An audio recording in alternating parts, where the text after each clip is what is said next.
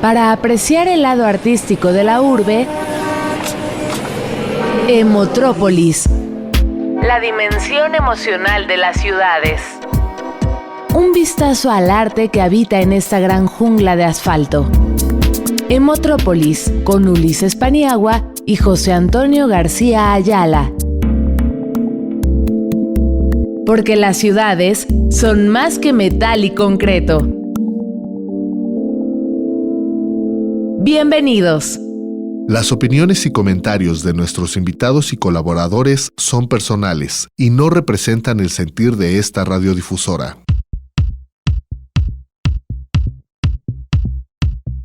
Hola, ¿qué tal, querido Radio Escucha? Esto es Emotrópolis, la dimensión emocional de las ciudades. Estamos en una emisión más de este programa conducido por José Antonio García Ayala y Ulises Paniagua. Y el día de hoy tenemos dos grandes invitados en este programa.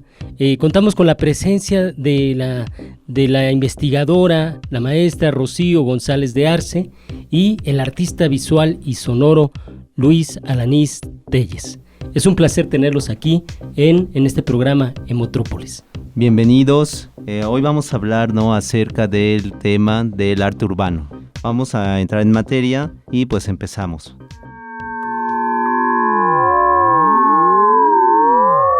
La entrevista en Emotrópolis.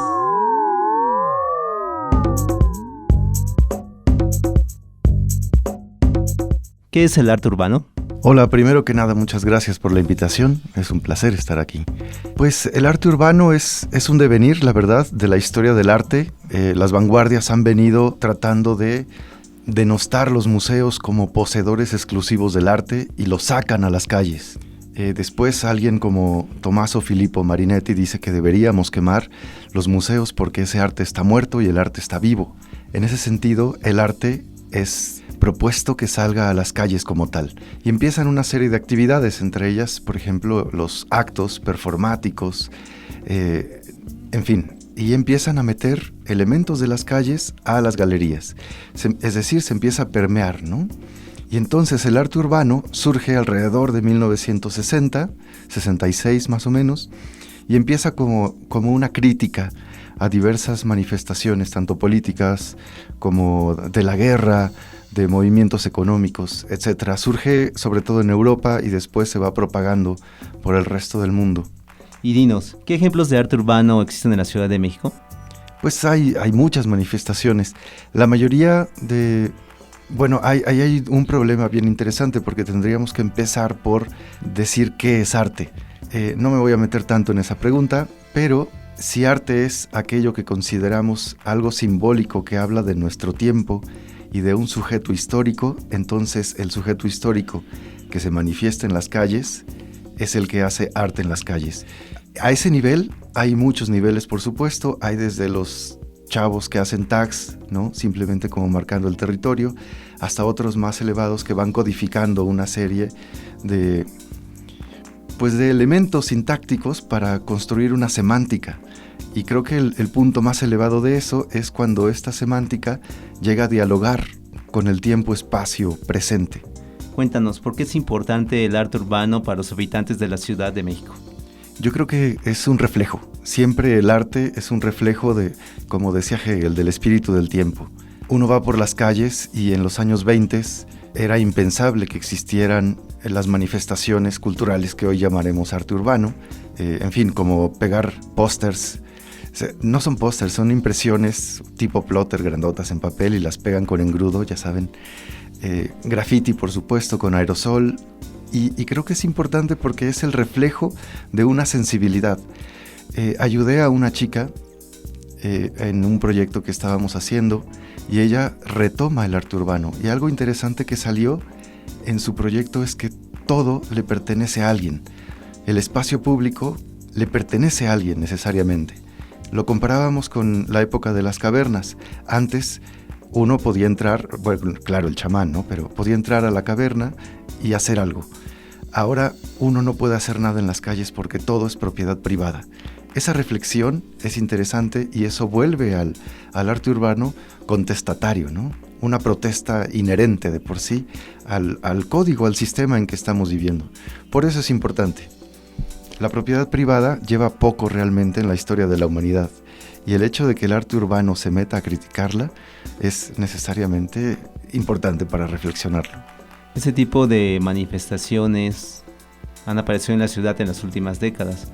¿A partir más o menos de qué época podemos estar hablando, ¿no?, del arte urbano, ya como lo conocemos hoy en día? Yo creo que se empieza a propagar a partir de los años 80. ¿Recuerdan esas películas en donde había bandas y marcaban su territorio a través de tags y se negaban unas a otras, ¿no? Pintando o echando graffiti sobre la firma del anterior? Ese tipo de manifestaciones empezaron, siento que sí muy influidas por estas películas y estos temas tan de bandas, tan de barrios. Después empieza a evolucionar, por supuesto, y empieza a volverse una manifestación pues ya crítica a todo, a la economía, a la guerra, a la forma en que vivimos, ¿no? Y en México, bueno, basta dar una vuelta por el centro histórico y descubrir que hay infinidad de manifestaciones que van desde lo político hasta lo artístico. ¿Cómo impacta el arte urbano en la dimensión emocional de los habitantes de las ciudades? Pues en muchos sentidos.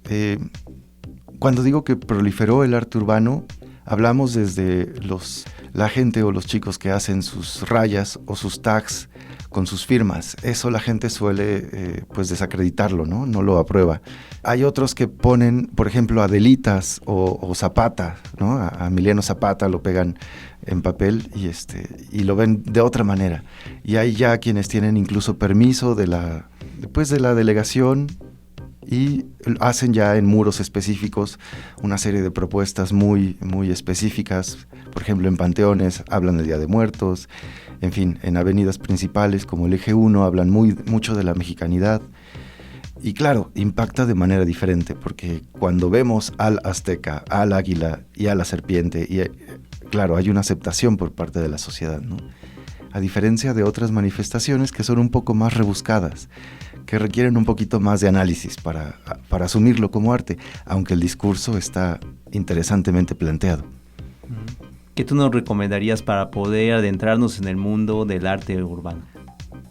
Pues hay muchísimo. Evidentemente hay videos en donde los propios chicos se explican, hacen sus videos narrando qué hacen, por qué lo hacen, incluso hasta cómo lo hacen. Se supone que hay una dimensión del arte urbano, como el graffiti, que sigue siendo ilegal, por supuesto, y entonces utilizan esta táctica como de Banksy, de meterse debajo de una capucha, ¿no? Muy como de rapero del Bronx, y así hablan, ¿no? Incluso deforman su voz y explican lo que hacen. Y busquen los videos, hay de todos lados, ¿no? Quiero decir, de Nueva York, donde es muy importante, de Londres, y por supuesto hay de México, ¿no? Hay chavos que rayan el metro, por ejemplo, que está prohibidísimo, y acá no vemos metros rayados, los limpian efusivamente antes de volverlos a sacar. Pues bien, estamos en esta entrevista bien interesante con Luis Alanís Telles, artista visual, pero pues ha llegado el momento de hacer una pequeña pausa para escuchar el maravilloso lenguaje de la música, y el día de hoy vamos a tener aquí la oportunidad de escuchar la canción Tomando Café del cantautor Carlos Arellano, a quien le enviamos un fuerte abrazo, y en un dúo que hizo con Fernando Delgadillo del disco La Jauría. Vamos a escuchar la música de la ciudad en Emotrópolis.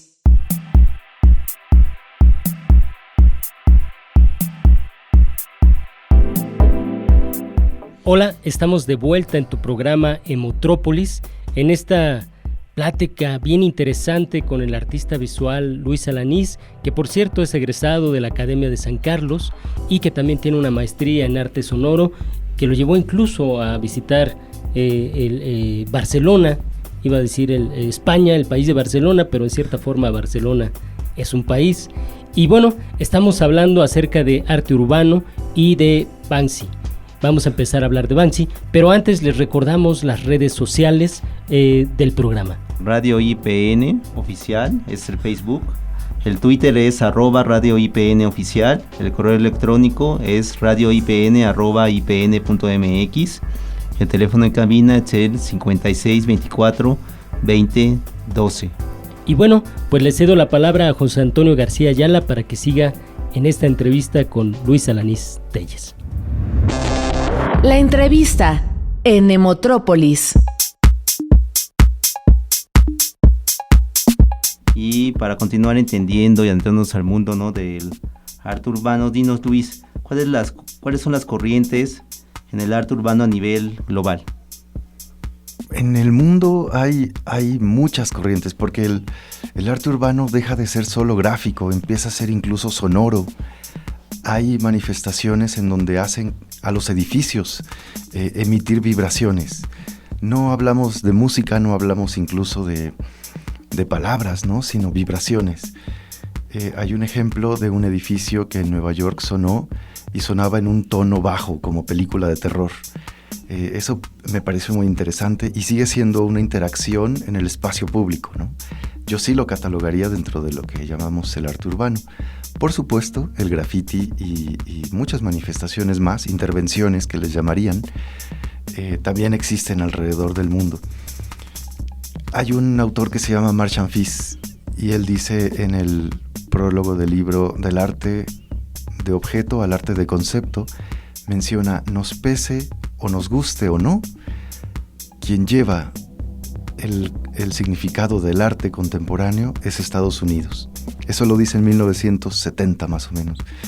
Y entonces, efectivamente, de esa época hacia acá, Estados Unidos es quien marca la pauta de lo que se está haciendo en arte sonoro. Digo, en arte urbano. Y si uno voltea a ver lo que se hace en Nueva York, hasta en Dubái se está replicando, ¿no? Ya nos habías hablado de él, pero dinos, ¿y qué onda con Banksy? Banksy es uno de mis artistas favoritos.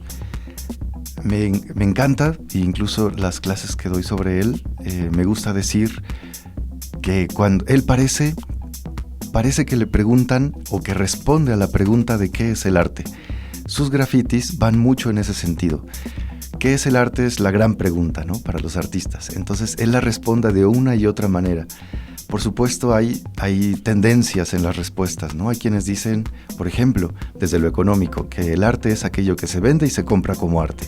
Y entonces él hace una obra, una pieza, hace poco, que la mete en Sotheby's, una casa de subastas.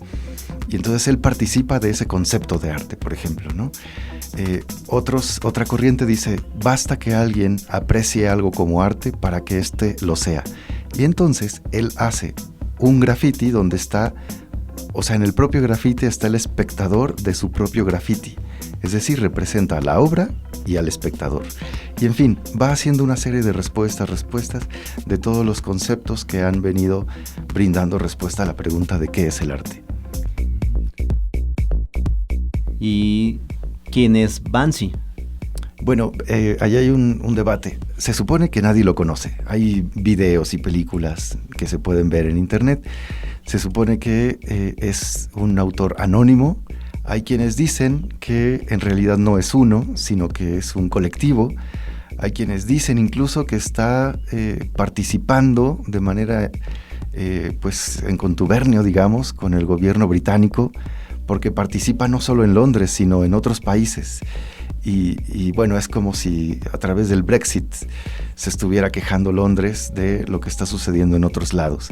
En fin, lo digo así a nivel de chismes, ¿no? Lo que se habla, porque obviamente no hay nada escrito. Él, aunque hace sus manifiestos, siempre son ambiguos, los deja abiertos, y él o ellos, sea una persona o un colectivo, siempre permiten que haya una ambigüedad en sus posturas, pero siempre, eso sí, es crítico, súper crítico.